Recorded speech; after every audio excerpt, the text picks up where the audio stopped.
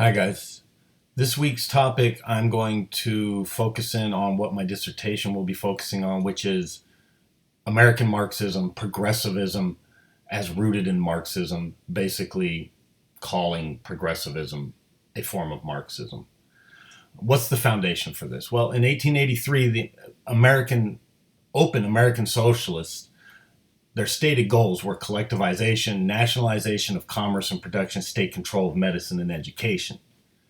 Well, what did the progressives say? In 1883, Richard T. Ely, which can be considered one of the fathers or founders of progressivism, said that progressives are altogether dissatisfied with the condition of society and share a common ground as political and economic reformers of bringing about socialist changes through a steady and prolonged radicalism.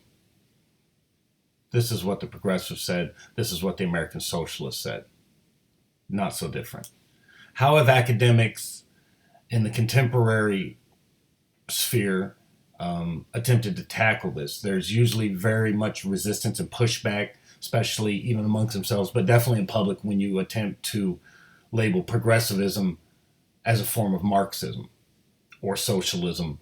Marxism being the umbrella. Socialism, Maoism, all these fall under this. In 1995, Patricia Nelson Limerick, a very noted academic historian, more in the Maoist sense, the 90s revisionists that kind of springboard from the 60s movements academically and culturally. She, like many revisionists, laments the progressives' historiography of imperialistic Americanism that marginalizes the events and the peoples of the West, which was typical in the 90s, and even we still see it today. What they don't say, which is what is missing from this conversation academically and publicly, is that they are attempting to take a more Maoist, Fabian socialist historiography and refute the progressive historical narrative. Basically, one form of Marxism arguing with the other. In 2001, and when you look across to Europe, they are much more open about this.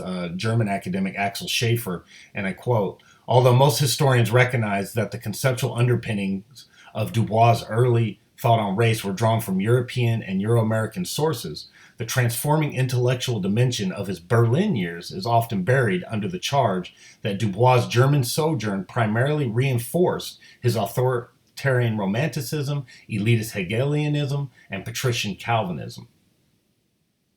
Furthermore, in 2014, another academic historian, Marianne Johnson, and this is paraphrasing, but she does this same dance.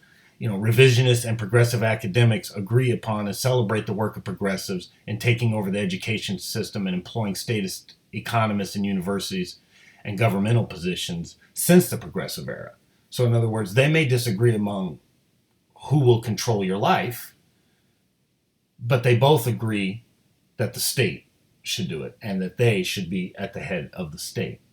A very great source on this that is that I refer to a lot when it comes to economic progressivism was by Thomas C. Leonard of Princeton in 2016.